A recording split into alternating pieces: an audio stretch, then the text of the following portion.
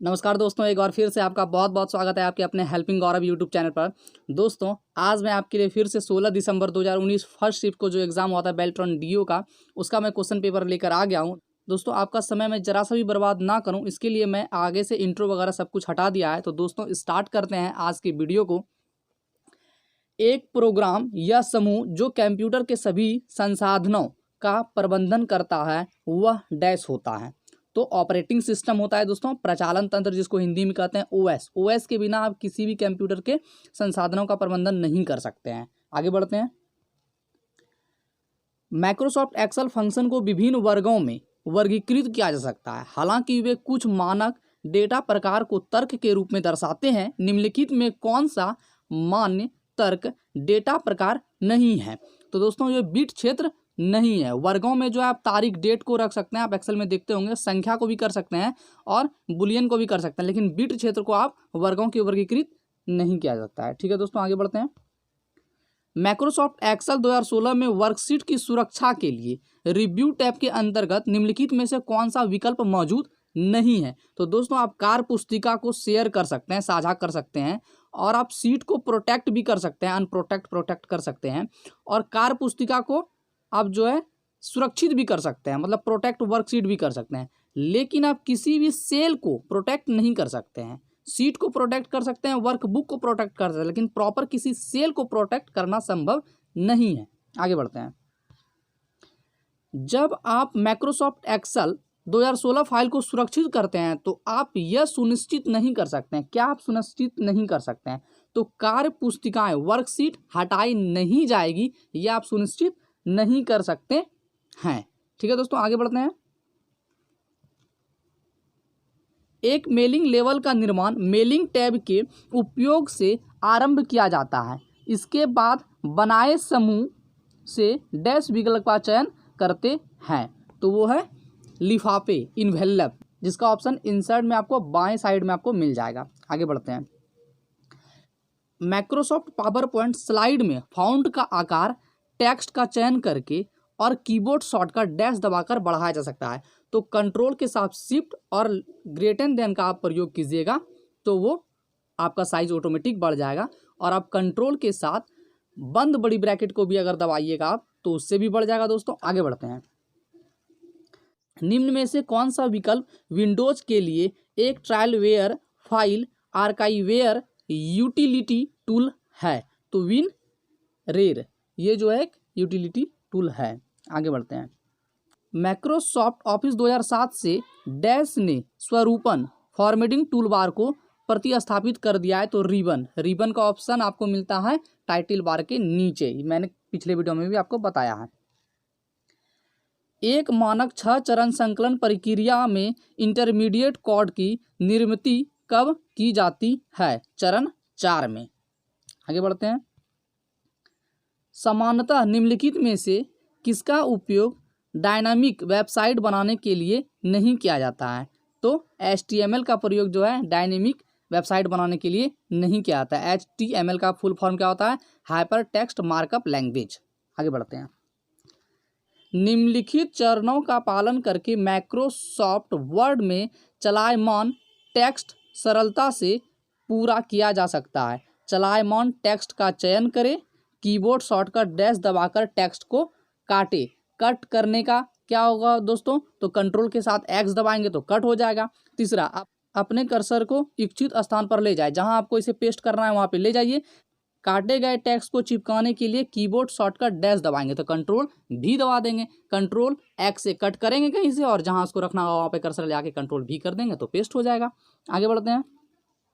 Microsoft power point में वर्तमान slide से स्लाइड शो शुरू करने के लिए आप निम्नलिखित में से कौन सा कीबोर्ड शॉर्टकट दबाएंगे? तो शिफ्ट के साथ F5 आप दबाइएगा तो वर्तमान में स्लाइड शो शुरू हो जाएगा दोस्तों। ठीक है, आगे बढ़ते हैं। निम्नलिखित में से किसे एक नेटवर्क पर रिमोट कंप्यूटर में लॉगिन करने के लिए प्रयुक्त किया जा सकता है? तो टेलनेट का। एक सीरियल प्रिंटर के लिए एक समय पर कितने बिट्स ट्रांसफर किए जाते हैं? तो 1 बिट ट्रांसफर किए जाते हैं। इस सबको रट लेना है दोस्तों। निम्न में से विषम को चुनिए। पहला प्लॉटर है, दूसरा प्रिंटर है और तीसरा VDU है। तो ये तीनों क्या है, आउटपुट डिवाइस है, जबकि लाइट पेन क्या है, तो इनपुट डिवाइस है। तो इसका आंसर लाइट पेन होगा। VDU का फुल फॉर्म दोस्तों क्या होगा, तो विजिबल डिस्प्ले यूनिट। आगे बढ़ते हैं। निम्नलिखित में से कौन सा कीबोर्ड शॉर्टकट मेल मर्ज में मर्ज फील्ड सम्मिलित करने के लिए उपयुक्त होगा, तो अल्ट के साथ शिफ्ट और उसके साथ आपको F दबाना होगा। आगे बढ़ते हैं। यदि आप माइक्रोसॉफ्ट एक्सेल 2016 में सीट टैब पर डबल क्लिक करते हैं तो डैश में सक्षम होंगे। क्या करने में सक्षम होंगे, तो वर्कशीट का आप नाम बदल सकते हैं, या आपको नाम बदलने के लिए सीट पर आपको राइट क्लिक करके रीनेम का ऑप्शन होगा, वहां से भी आप बदल सकते हैं। आगे बढ़ते हैं। निम्नलिखित में से बड़े आरेखन और ग्राफिक्स प्रिंट करने के लिए कौन सबसे उपयुक्त है, तो प्लॉटर। आप जो है ग्राफिक और बहुत बड़ा बड़ा प्रिंट करने के लिए आप प्लॉटर का यूज करते हैं। आगे बढ़ते हैं। माइक्रोसॉफ्ट वर्ड 2016 में वर्तनी और व्याकरण को वर्तनी और व्याकरण विकल्प का चयन करके समीक्षा टैब के डैश समूह से जांच सकते हैं। तो किससे जांच सकते हैं दोस्तों, तो प्रूफिंग के द्वारा आप जांच सकते हैं। निम्नलिखित में से किस फोल्डर में वह दस्तावेज है जिसे फैक्स किया जाना है, जो विंडोज द्वारा डिफॉल्ट रूप से संग्रहित स्टोर है, स्कैन्ड डॉक्यूमेंट। माइक्रोसॉफ्ट वर्ड 2016 में वर्ड विंडो के शीर्ष पर स्वरूपन और अन्य सुविधाएं वितरित की जाती है। ऊपर से नीचे की ओर व्यवस्थापन इस प्रकार है, शीर्षक बार मतलब टाइटल बार, मेन्यू बार, स्वरूपन, फॉर्मेटिंग टूल बार। आगे बढ़ते हैं। माइक्रोसॉफ्ट एक्सेल 2016 में फॉर्मेट सेल विकल्प के उपयोग से सेल को सुरक्षित किया जा सकता है। दर्शाए जाने वाले फॉर्मेट सेल डायलॉग विंडो पर लॉक सेल विकल्प को डैश टैब के तहत पाया जा सकता है, तो प्रोटेक्शन। आगे बढ़ते हैं।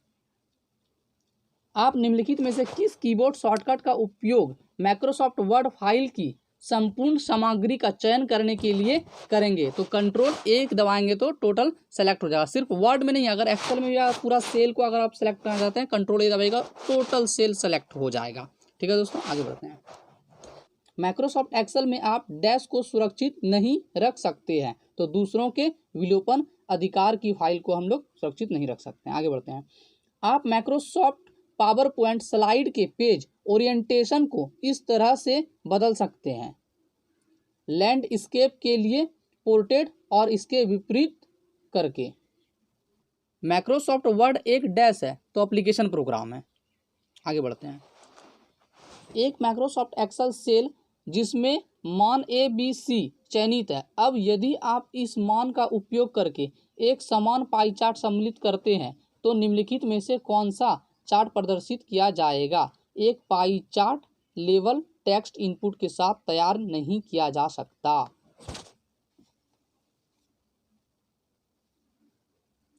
निम्नलिखित में से कौन माइक्रोसॉफ्ट वर्ड फाइलों का फाइल एक्सटेंशन नहीं है, तो .text टेक्स्ट जो है नहीं है।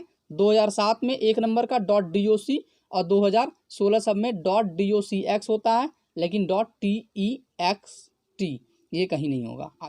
तो दोस्तों मैंने 16 दिसंबर 2019 का सभी 60 क्वेश्चन कंप्लीट करवा दिया है। 30 क्वेश्चन मैंने पहले करवाया था और 30 क्वेश्चन मैं आज के डेट में करवा दिया। तो दोस्तों अगर ये वीडियो आपके लिए यूज़फुल हो तो मेरे चैनल को सब्सक्राइब करना बिल्कुल ना भूलें, क्योंकि सब्सक्राइब करने में कोई भी पैसा नहीं लगता है। और मेरे वीडियो को लाइक करें ताकि मेरा मनोबल बढ़ता जाए। और किसी भी तरह का आपको प्रॉब्लम अगर हो रहा हो तो दोस्तों आप मेरे कमेंट बॉक्स में कमेंट करके आप क्वेश्चन कर सकते हैं। मैं आपको सभी क्वेश्चन का आंसर देने वाला हूं। तो मिलते हैं फिर से आपसे अगली वीडियो में, तब तक के लिए बाय एंड टेक केयर।